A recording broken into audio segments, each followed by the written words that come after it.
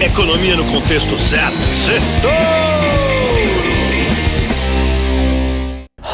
Boa noite, Brasil, ouvintes da Jovem Pan. Bem-vindos a mais um Sextouro, o resumo da semana econômica no contexto certo. E hoje, diretamente da Nasdaq, a Bolsa da Tecnologia em Nova York, o centro financeiro do mundo. Essa foi uma semana em que a geopolítica esquentou.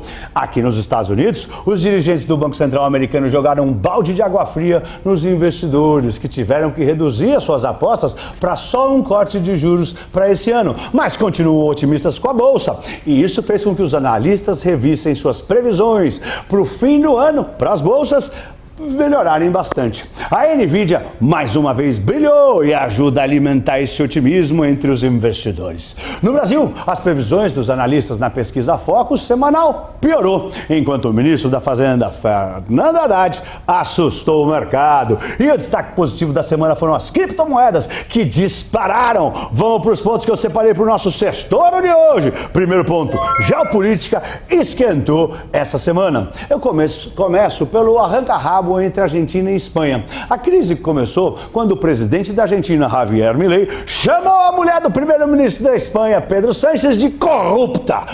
Begonha Gomes vem sendo acusada de favorecer empresários em licitações públicas. Sánchez exigiu um pedido de desculpas do argentino, que se recusou. Então, a Espanha decidiu retirar a embaixada da Argentina. Milei disse que foi atacado primeiro por Sánchez, que o chamou de racista. Milei criticou a mulher de Sánchez durante uma convenção de políticos de direita organizada pelo partido espanhol Vox em Madrid. Além disso, o mercado também ficou alerta com acontecimentos relacionados a dois países que são grandes produtores de petróleo. O primeiro, o presidente do Irã, Ebrahim Raisi, morreu depois do seu helicóptero cair. Foi um acidente num momento de muita turbulência no Oriente Médio, à medida que a guerra em Gaza entre Israel e o Hamas, que é apoiado pelo Irã, se intensifica. E outra, a saúde do rei da Arábia Saudita também esteve no radar. O príncipe da Arábia Saudita, Mohammed bin Salman, cancelou uma viagem de 4 dias para o Japão devido ao estado de saúde incerto do seu pai, o rei saudita, que vai ser operado por conta de um câncer nos pulmões. Além disso, saíram relatos de que a China fez exercícios militares em torno de Taiwan 3 dias depois da ilha ter um novo presidente. Segundo ponto, bancos centrais desconfiados. Nesta semana, vários dirigentes do Banco Central dos Estados Unidos falaram o que o mercado não queria ouvir, que as taxas de juros por aqui devem ficar mais altas por mais tempo. E isso estressa os mercados. Um diretor bem importante, chamado Christopher Waller, disse que é necessário ver bem mais dados bons de inflação para iniciar o ciclo de corte de juros aqui na América. As declarações incomodaram um pouco as bolsas, especialmente na Europa e em países emergentes como o Brasil. A ata do FONC, a última reunião de juros dos Estados Unidos, foi na mesma toada e evidenciou as preocupações dos dirigentes, destacando que alguns estão até dispostos a subir os juros se os riscos de da inflação se permanecerem. O Banco Central da Nova Zelândia disse que também pode voltar a subir os juros para controlar a inflação. E as apostas de corte de juros para o mês que vem na Inglaterra quase desapareceram depois que a inflação por lá não esfriou tanto quanto era esperado na quarta-feira. Terceiro ponto, Focus descarta Selic de um dígito. A pesquisa semanal do Boletim Focus, que mostra a média das previsões de 120 economistas do mercado financeiro, passou a ver a taxa básica de juros do Brasil, a Selic, em 10%. Antes, a previsão é que terminasse o ano em 9,75%. O reajuste das expectativas ocorre na semana seguinte à divulgação da ata do Comitê de Política Monetária, o Copom, que trouxe mais detalhes sobre aquele racha entre os diretores do Banco Central. A ata também veio com um tom mais duro, falando que o comitê está preocupado com a inflação no Brasil, além dos riscos do rombo das contas públicas, o chamado risco fiscal, e o adiamento dos cortes de juros aqui nos Estados Unidos, onde eu estou. E se os juros não caem, quem cai é a Bolsa. Quarto ponto, susto de Haddad.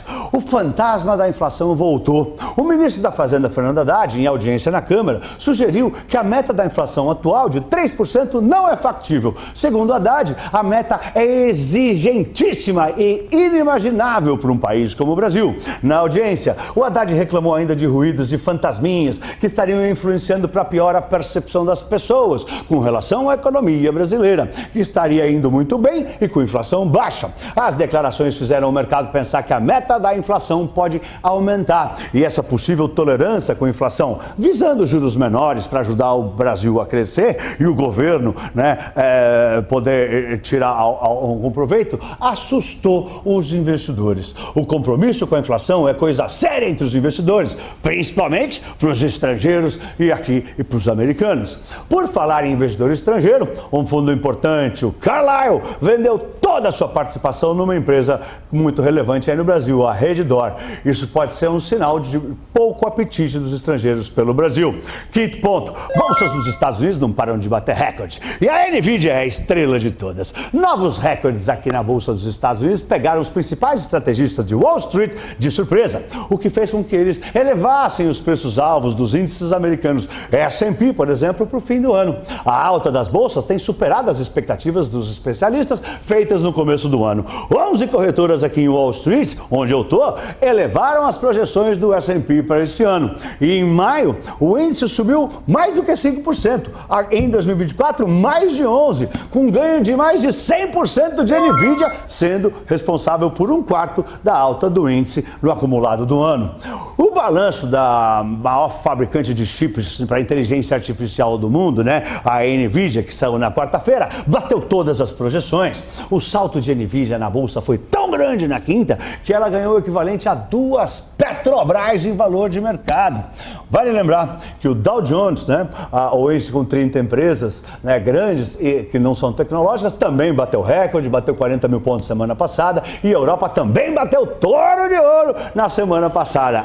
Vai tourinho! Sexto ponto, criptomoedas brilham. O Bitcoin e o Ethereum, a segunda maior criptomoeda do mundo em valor de mercado, dispararam com a expectativa de aprovação de ETFs de Ethereum pela CVM americana. Os ETFs são fundos cujas cotas são negociadas em bolsa e podem ser compradas em qualquer corretora de valores, facilitando muito o investimento nesses ativos. O Bitcoin voltou para $70 mil e o Ethereum disparou 23% em 24 horas essa semana. Aliás, o Ethereum já subiu 60% esse ano.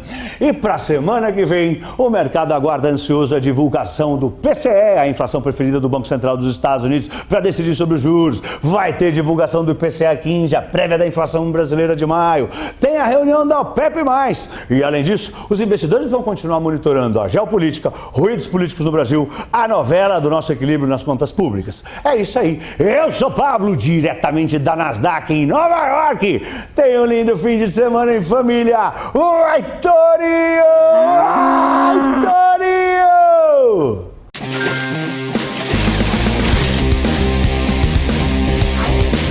Economia no contexto certo. Certo!